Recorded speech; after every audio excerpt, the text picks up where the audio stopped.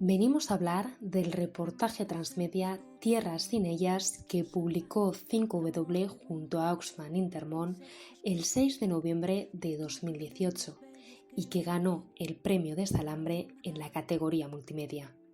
Un premio que otorga el diario.es y que reconoce el trabajo de los periodistas en cuestiones relacionadas con los derechos humanos.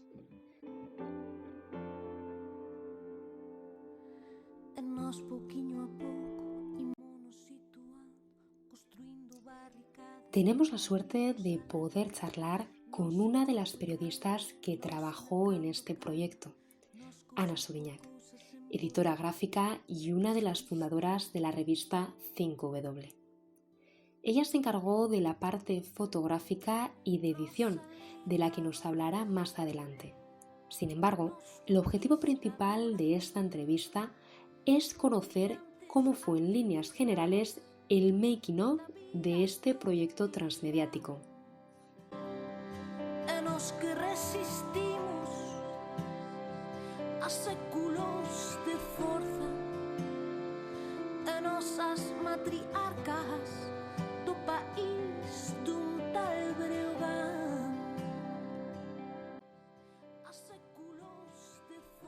Como bien sabemos, dentro del ámbito periodístico nos encontramos en un periodo de continua renovación y reformulación debido a los avances tecnológicos y a las posibilidades que estos ofertan. La principal posibilidad diría que es la de contar las historias de otro modo, de manera, como dice Víctor Puig, que lo que se cuente no esté constreñido al espacio físico de una hoja de papel o a la longitud que te marca un diseño X. Y aquí entran en juego las nuevas narrativas y más concretamente la narrativa transmedia. Ahora bien, técnicamente, ¿a qué nos referimos con periodismo transmedia? Bien, con este término hacemos alusión al uso de diferentes lenguajes para comunicar de una manera más profunda y completa acerca de un hecho.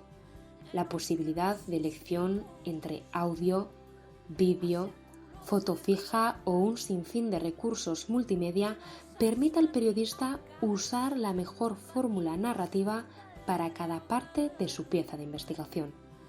Como explica Pilar Irala Hortal, de la misma manera el lector accede a una ingente cantidad de información que le permite la inmersión en el tema de una forma revolucionaria.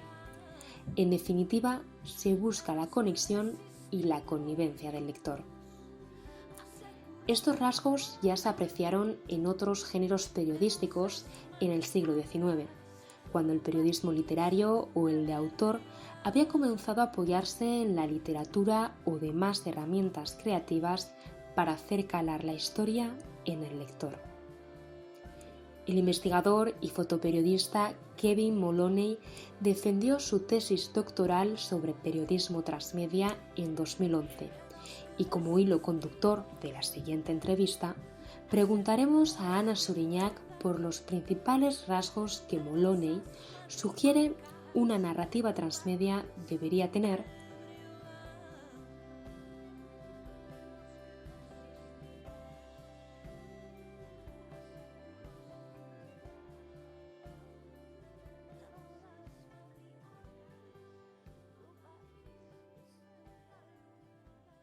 ¿Cómo surge el contar esta historia a tres piezas en la que forman parte muchos periodistas y fotoperiodistas?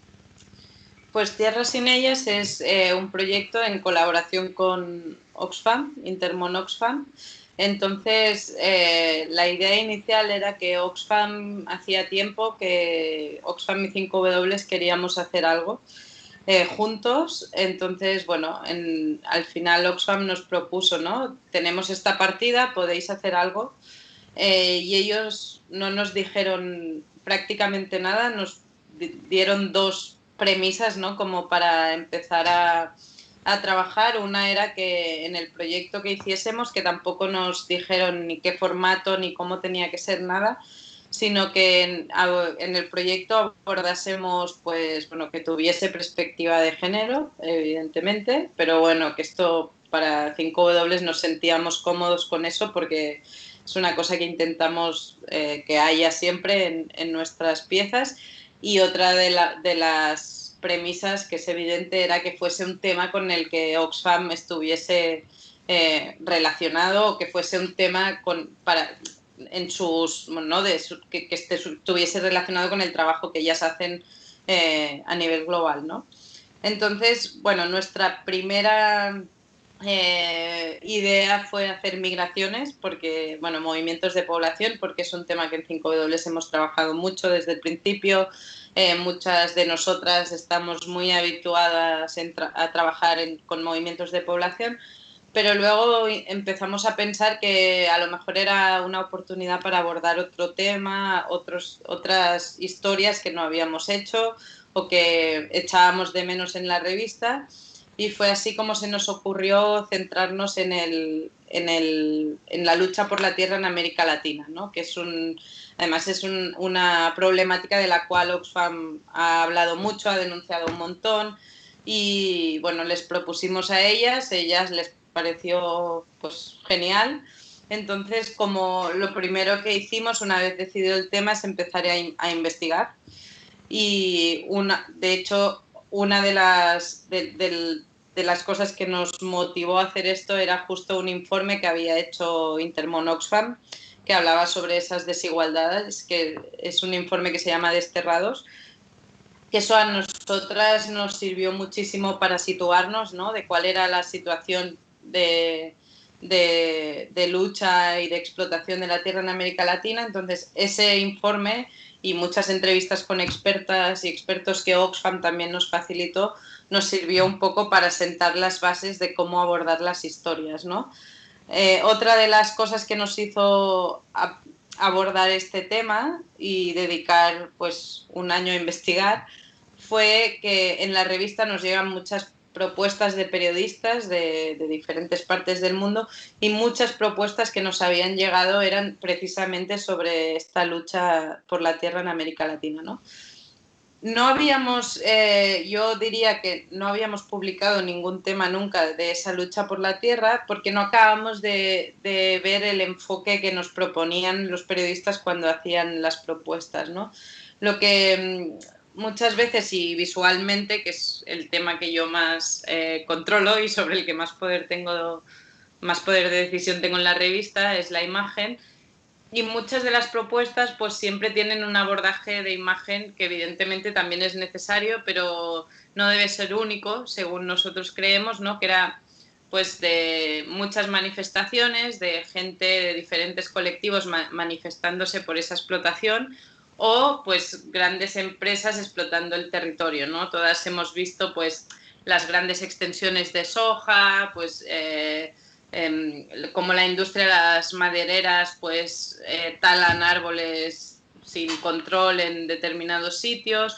Entonces, estas imágenes también aparecen en nuestro proyecto, pero no queríamos que fuesen las únicas, ¿no? Queríamos abordar el tema desde otra perspectiva.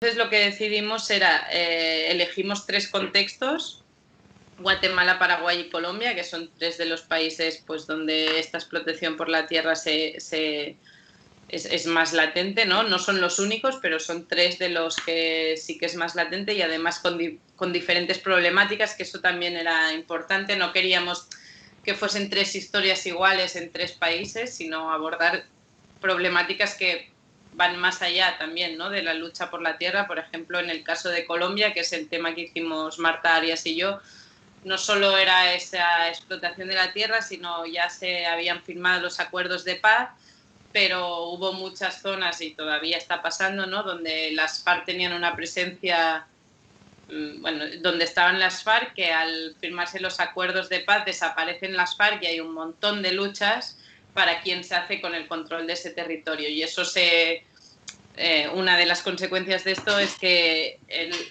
se asesinan a muchos líderes indígenas, ¿no? Que luchan por precisamente por ese territorio. Entonces, bueno, pues como en cada uno de los países que escogimos había diferentes problemáticas y quisimos abordarlas todas, y además queríamos que esto en 5W es muy 5W, que siempre uno de los lemas es pequeñas historias, grandes explicaciones. O sea, queríamos hacerlo a partir de historias personales y entonces contar el problema global, ¿no? Entonces, esas historias personales lo que decidimos era que fuesen de mujeres que habían luchado por el acceso a las tierras y en contra de la explotación de sus tierras, que en el momento que nosotros documentamos no se encontraban en el territorio por diferentes motivos, ¿no? En el caso de Lolita Chávez, ella tuvo que abandonar Guatemala porque estuvo amenazaron a su familia y de hecho está exiliada en España. En el caso de María Elsie Angulo la asesinaron por no pagar la vacuna que grupos paramilitares, vacuna es como el dinero que grupos paramilitares sin definir hacen pagarles para poder acceder a sus propias tierras. Ella se negó, entonces la asesinaron delante de su hijo en su casa. Y la última, en Paraguay, lo que hicimos es contar la historia de María Dominga Mora, que fue una de las líderes del movimiento que se produjo en Curuguatí, ¿no? Que indígenas vivían en Curuguatí, el gobierno les expulsó, entonces estos indígenas volvieron a ocupar las tierras. Cuando ellos ocuparon, hubo enfrentamientos entre la población y las fuerzas de seguridad del Estado. Entonces hubo muertos de las fuerzas de seguridad del Estado y se acusaba a aquella gente que estaba luchando por sus tierras de asesinatos, ¿no? Entonces María Dominga Mora fue una de las líderes y toda esta gente huyó de la justicia, y María Dominga Mora murió de cáncer por no poder acceder a la sanidad porque estaba escondida, ¿no? Entonces no pudo ser atendida en ningún centro médico. Entonces estas tres historias nos ayudan a contar las tres problemáticas que tienen algo en común y algo en particular de cada uno de los tres contextos.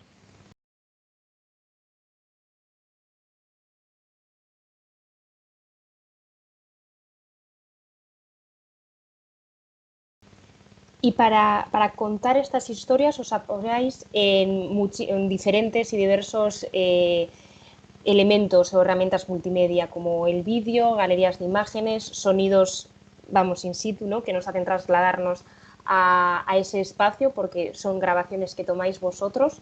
¿Cómo se os ocurre tomar todas estas herramientas multimedia y contar estas tres historias? Sí, el tema de hacer un web documental con estas historias, era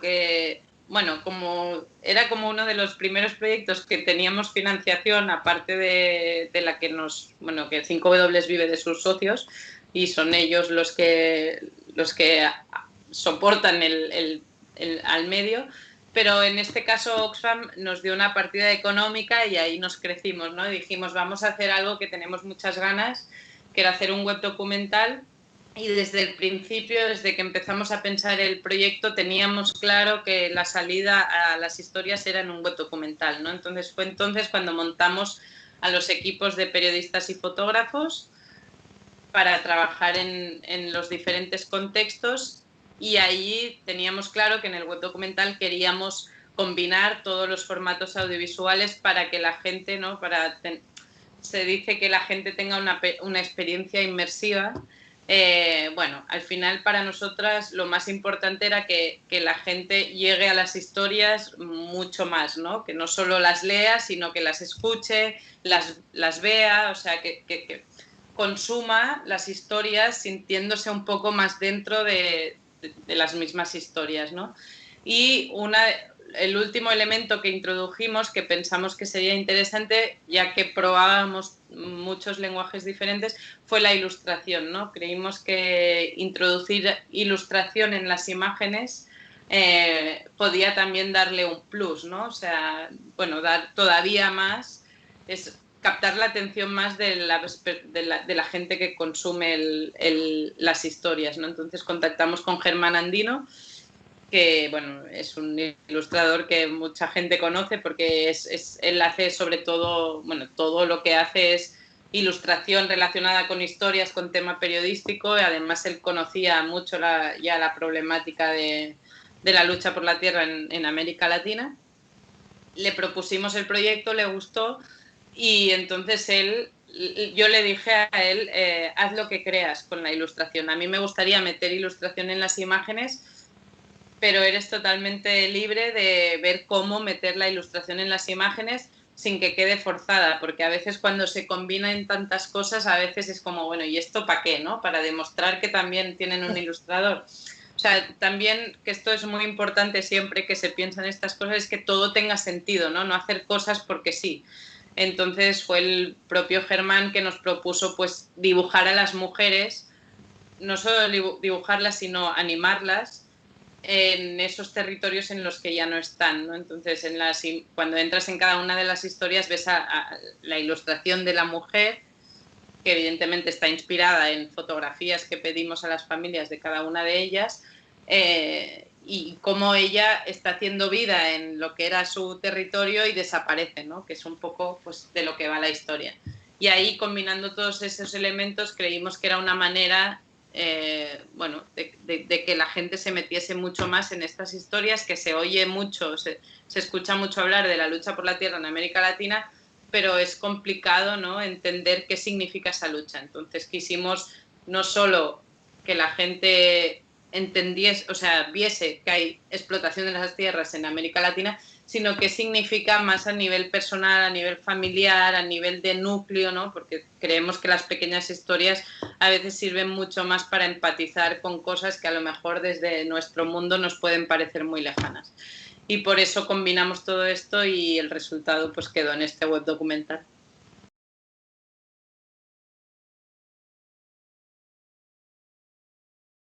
Bueno, ¿y cómo fue trabajar conjuntamente, además, pues eso, periodistas y fotoperiodistas que trabajan distintas piezas, homogenizar todo ese trabajo?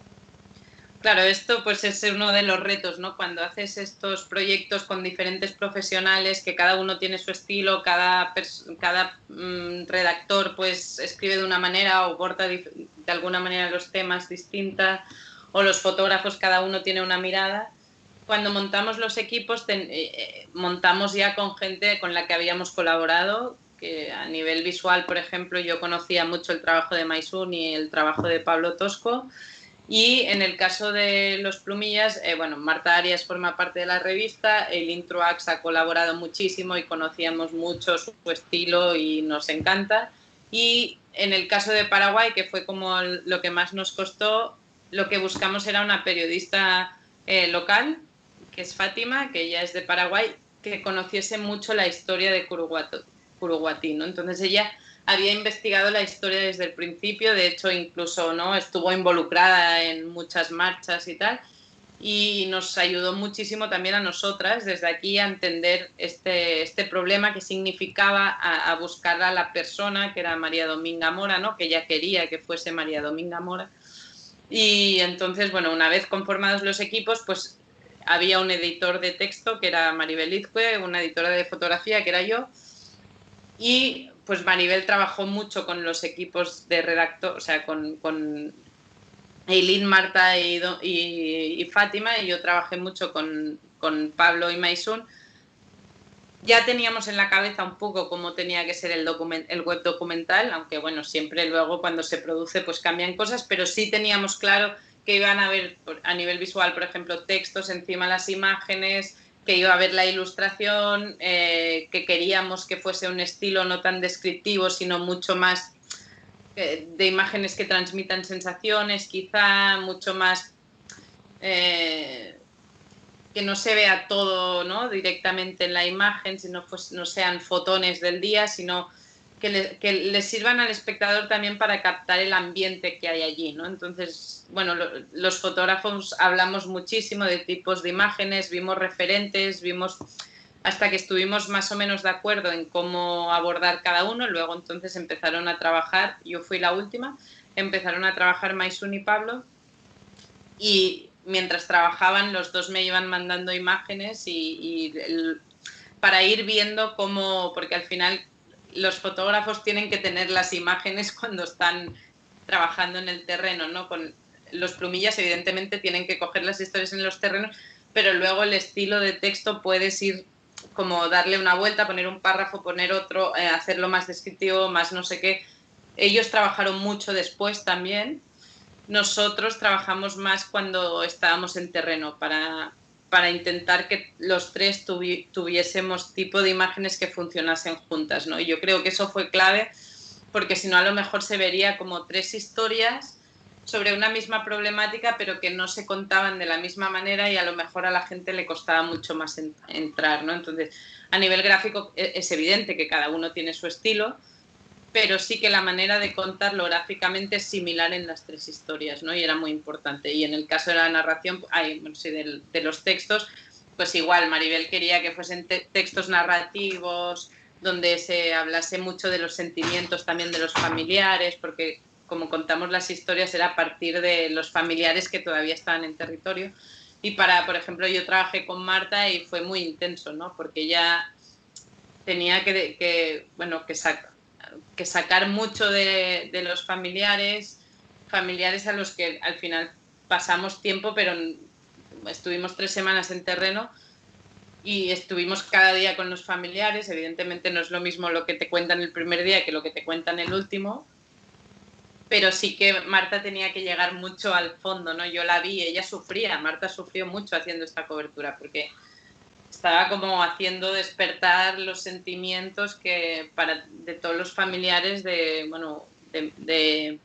María Elsie Angulo, que es la chica que es protagonista, que la habían asesinado hacía un mes. Entonces fue durísimo para Marta esta cobertura y también yo eso lo vi en directo, pero también lo fue para Eileen, que hizo el caso de Lolita, ¿no? Porque Eileen contaba que por primera vez se habían juntado todos los familiares en una mesa para hablar de lo que significaba que Lolita se hubiese ido, ¿no? Y bueno, y yo creo que eso también despertó muchas cosas. En el caso de Fátima era diferente porque ella tenía mucho contacto con los familiares, entonces fue como más fácil, pero sí que sirvió mucho también de unirnos, ¿no? Como periodistas a las familias, porque al final, bueno, fue muy intenso todo, ¿no? Entonces, bueno, yo creo que también estas cosas cuando pasan en terreno se ven reflejadas cuando la gente puede leer las historias, ¿no?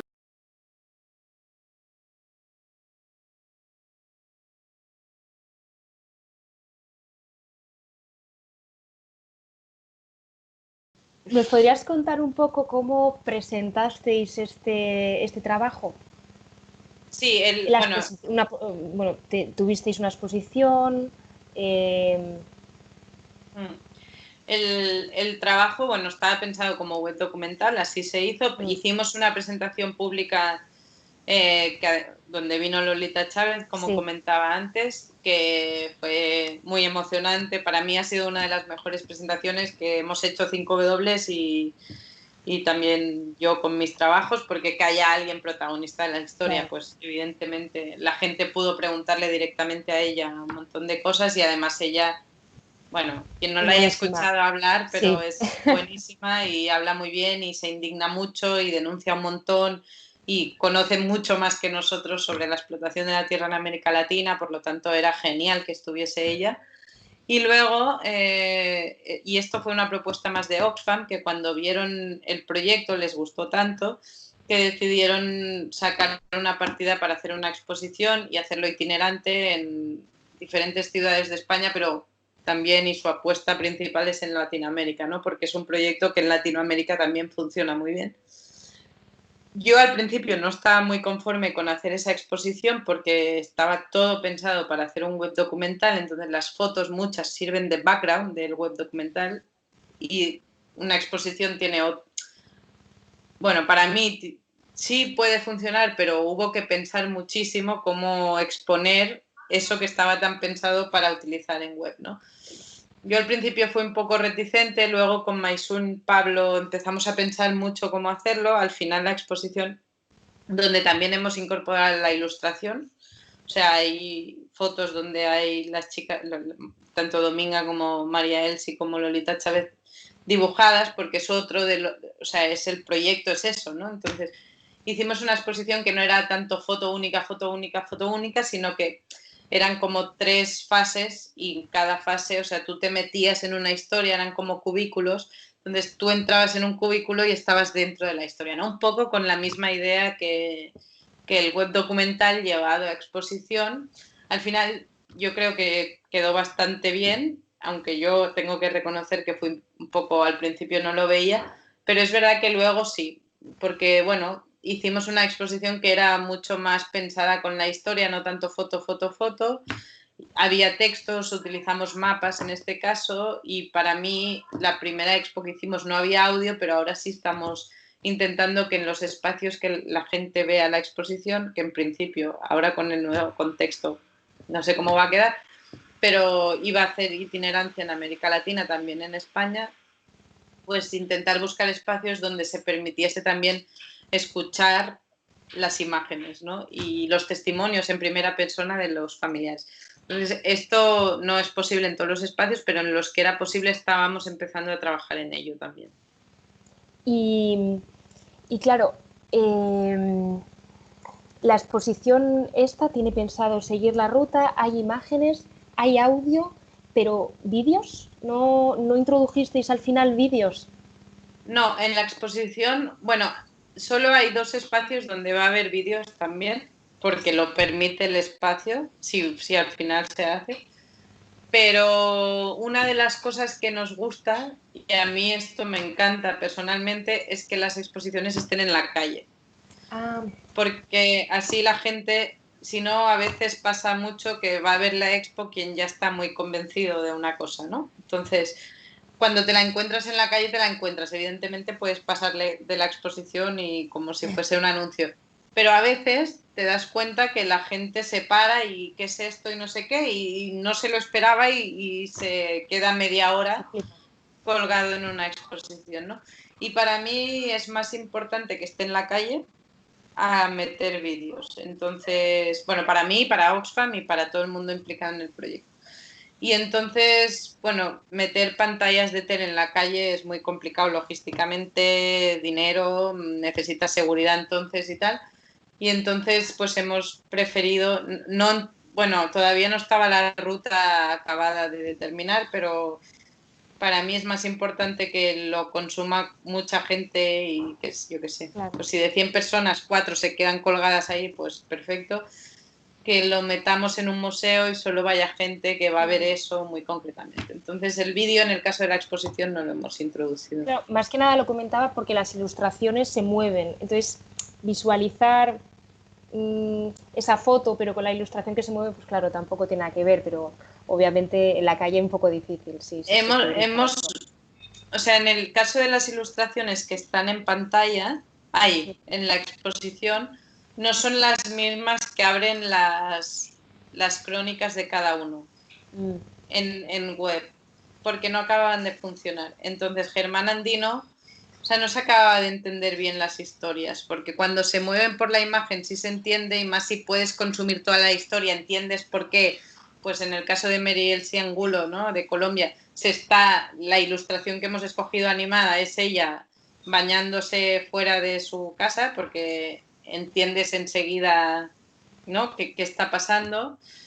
Pero o sea, lo que hicimos es elegir otras imágenes para otras ilustraciones, o sea, para la exposición con ilustración. Germán Andino dijo que no tenía ningún problema en dibujar 3 veces más a las mujeres para que la gente entrase en las historias en la exposición. O sea, en eso sí que miramos que la ilustración fuese muy gráfica, de un fogonazo, o sea, es diferente como tú entras a un web documental que cuando tú vas por la calle andando y te tiene que impactar algo. Entonces, por eso cambiamos un poco esa imagen que es la más importante de cada una de las historias donde hay la ilustración.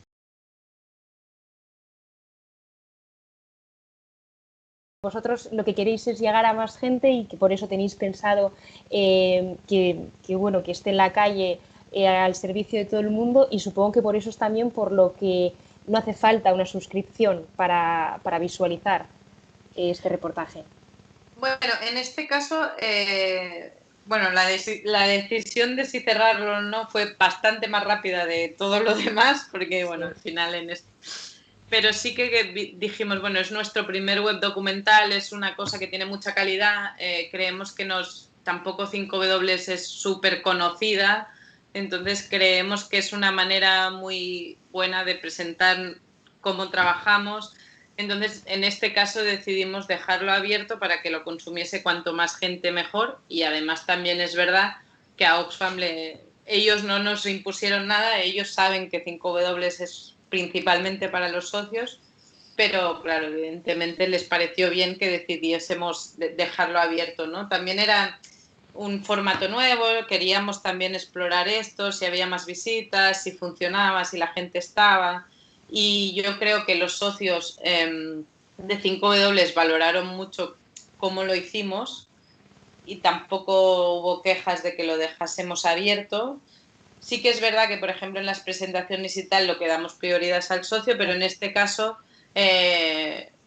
decidimos que lo abríamos. Si no lo hubiésemos hecho desde el principio abierto, lo hubiésemos acabado abriendo igual, porque creemos que sí, no es educar, pero sí que creemos que es importante que se vean formatos así para contar historias, para que cada vez más parte de la ciudadanía, sea o no sea socia de 5W, consuma este tipo o sepa, ¿no?, que se puede consumir el periodismo también así, y por eso decidimos hacerlo abierto.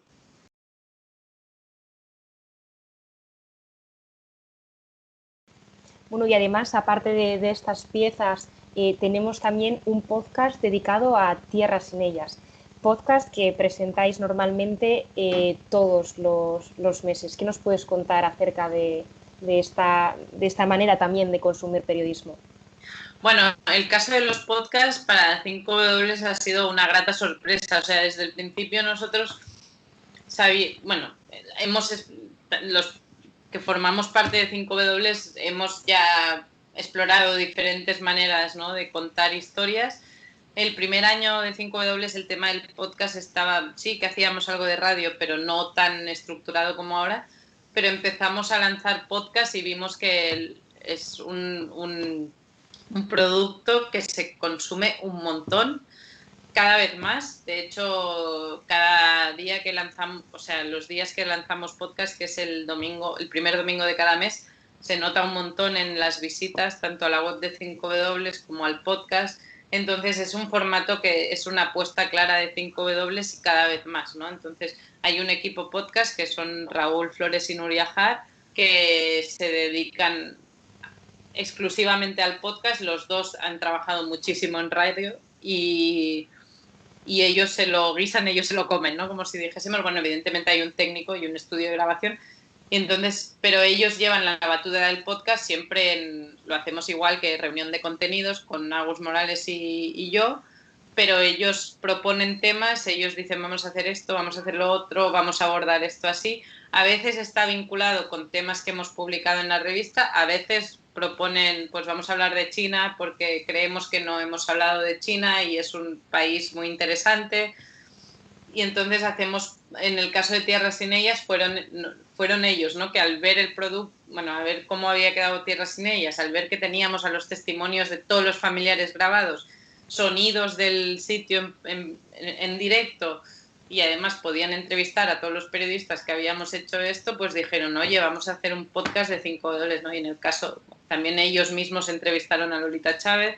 Entonces, bueno, el formato podcast es un formato que yo creo, bueno, lo que estamos viendo, bueno, no nosotros, sino mucha gente, es que está en auge y que es una manera también, yo misma, ¿no? Yo no consumía podcast hace 3 años, seguro, cuando hacía deporte era con música y ahora es con podcast, ¿no? Entonces es un formato muy interesante para contar historias, yo creo, y al que nosotros estamos dando, pues cada vez dentro de nuestras posibilidades más recursos y más espacio en la revista.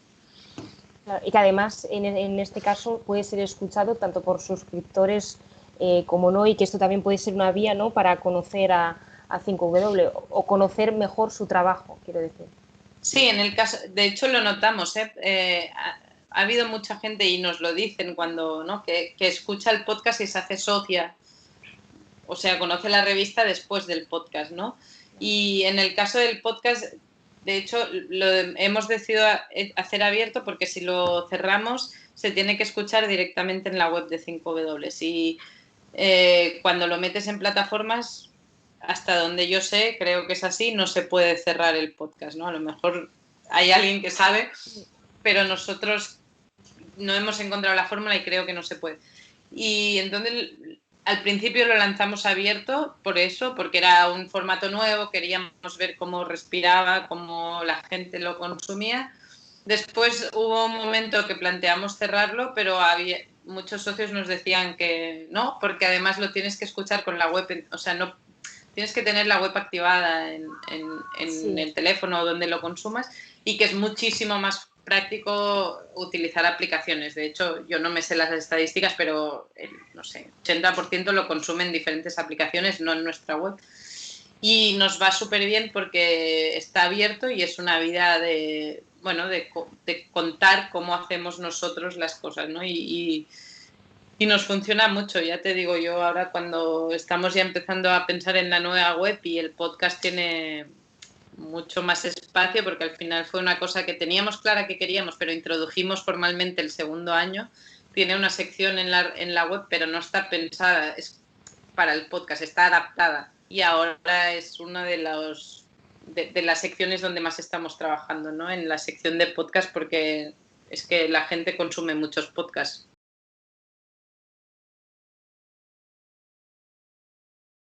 ¿Y tenéis pensado sacar más de estos cursos próximamente en cuanto se pueda, en cuanto la nueva normalidad la dejemos atrás? Sí, yo creo, sí. De hecho, también los cursos, talleres y charlas, pero cursos, talleres son como otra de las fuentes de ingresos de 5W. Por lo tanto, evidentemente sí vamos a hacer más. Pues que además también nos gusta hacer muchos, que esto es un poco como, bueno, estamos, ¿cómo se llama esto? Como no manipulando. No, es que no me sale en catalán. Bueno, En catalán, oye. como dando nuestra manera, o sea, como instruyendo a la gente en hacer el periodismo como a nosotras nos gusta. No, No, pero pero bueno, esto al final lo hacen todos los medios de comunicación, porque el país claro. también tiene escuela, la ABC. Entonces, nosotros hacemos, ¿no?, talleres, cursos, y lo que enseñamos, que no es, evidentemente, no es solo eso el periodismo, pero sí que enseñamos nuestra manera de ver, abordar y contar historias y hacer periodismo, ¿no? Y entonces, uno de los talleres es cómo plantear y abordar web documental. Pues por eso, porque también creemos que, bueno, aunque el público todavía no está tan acostumbrado a consumirlos, pero creemos que es una manera buenísima de hacer que las historias lleguen y hacerlas más cercanas todavía, ¿no? Claro, y tomáis, sobre todo cuando, quiero decir, cuando hagáis estos talleres, tomáis Tierra sin ellas como ejemplo, o bueno, porque es el primero que hacéis, ¿no? Sí, como 5W es el primero que hacemos así tan extensamente, con Kim y Agus, que bueno, Agus es el director de 5W y Kim, habíamos trabajado juntos en Médicos Sin Fronteras y habíamos hecho ya un web documental que se llama Éxodos, que ese era como nuestra referencia antes de Tierra sin ellas. Tierra sin ellas tiene todo lo mejorado que Éxodos no tenía, ¿no? Porque Éxodos fue pensado como un proyecto desde el principio, pero no como un web documental, ¿no? Y aunque yo allí era la única fotógrafa y Agus era el único plumilla, al principio cuando producíamos en terreno no era tan pensado para un formato web, sino que allí hicimos mil cosas, ¿no? Hicimos tele, hicimos periódicos, hicimos web, hicimos de todo. Luego, cuando ya estuvimos a la mitad del proyecto, vimos que eso podíamos convertirlo en un web documental y acabamos de pulir las partes, ¿no? Pero no fue tan pensado como Tierra sin ellas. Entonces sí que casi la referencia es Tierra sin ellas, pero enseñamos Éxodos para contar los errores y las cosas buenas que hicimos con Éxodos, que también hicimos algunas.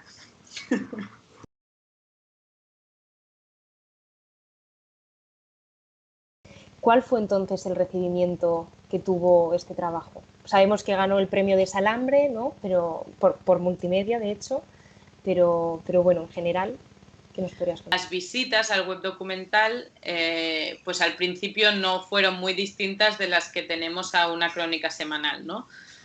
Entonces, bueno, ahí es donde cabe preguntarse si realmente vale la pena todo el esfuerzo que supone hacer un web documental si no lo consume tanta gente, más gente, ¿no? Porque al final lo importante es que lleguen las historias y que lleguen a cuanta más gente mejor, ¿no? Cuanto más gente pues sepa sobre lo que abordas y sobre las problemáticas, que para eso tiene sentido nuestra profesión.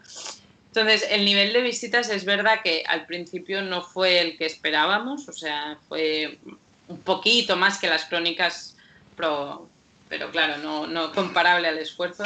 No es verdad eso ya. Ahora ya no es verdad, me dicen. Ahora ya no es verdad. Esta es una de las cosas grandes de hacer trabajos en tanta profundidad, ¿no? Que perduran en el tiempo, se pueden consumir en cualquier momento. Esto es una idea que tenemos en 5W siempre, pero en estos casos, estos trabajos, y también una de las cosas que en 5W estamos acostumbrando, porque no diría educando, pero sí acostumbrando a la gente a que cuando entra en 5W sabe que va a tener que dar tiempo, ¿no? Claro. Para leer una historia en 5W tienes que estar tiempo y la gente pues cada vez lo sabe más, ¿no? Y en este caso pues evidentemente necesitas hora o 2 horas para consumir todo el web documental. Entonces, lo que sí que hemos visto hay mucho retorno a la web, o sea, hay visitas que no son únicas, sino gente que a lo mejor consume un día una, un día el otra. Y yo creo que a nivel de calidad y de lo que te aportan estos contenidos, la manera de abordarlos, yo creo que funciona. El tema es cómo hacer que este tipo de proyectos pues todavía sean consumidos por más gente, ¿no? Yo siempre digo, bueno, pues la gente cuando pone un documental sabe que es 1 hora y media y va, o más o menos, porque ya cuando hay documentales de 3 y 4 horas la gente dice, ¿no? Ya tira para atrás. Pues la gente está acostumbrada a estar 1 hora y media delante de la tele mirando un documental, o está más acostumbrada, y es más complicado tener a una persona 1 hora y media leyendo sobre un mismo tema delante de un ordenador, ¿no? Lo que pasa que, bueno, nosotros seguimos apostando por el largo formato y la verdad es que estamos viendo que cada vez, o sea, el tiempo de permanencia en este web de permanencia de lectura en el web documental es muy alto. Entonces está claro que cuando llegas y llegas mucho mejor a la persona que te consume.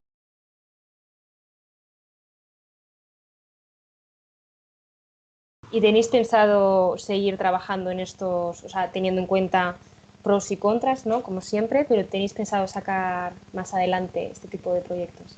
Hay una parte básica en los web documentales que es que necesitas mucho dinero.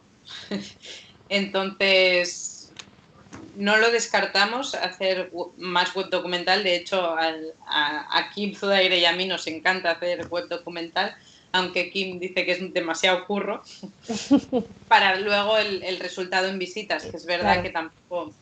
O sea, es muchísimo curro y el resultado en visitas es elevado porque perdura en el tiempo, pero no es un boom que dices, bueno, es que he hecho un web documental y... Entonces, bueno, al final hay que siempre estar valorando, ¿no?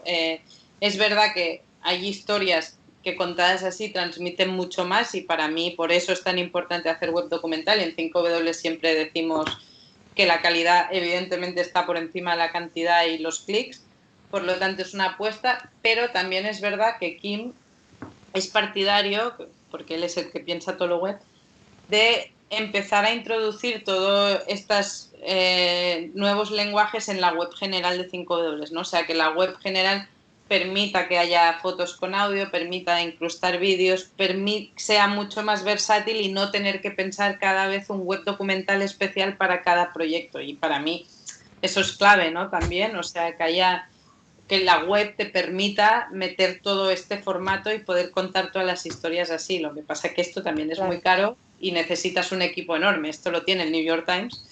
5W de momento. Nos tenemos que conformar.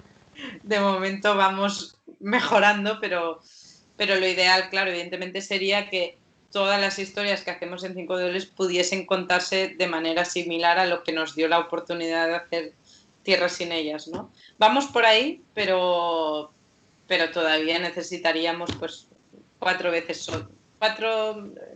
sí, los socios que tenemos ahora multiplicados por 4 más o menos.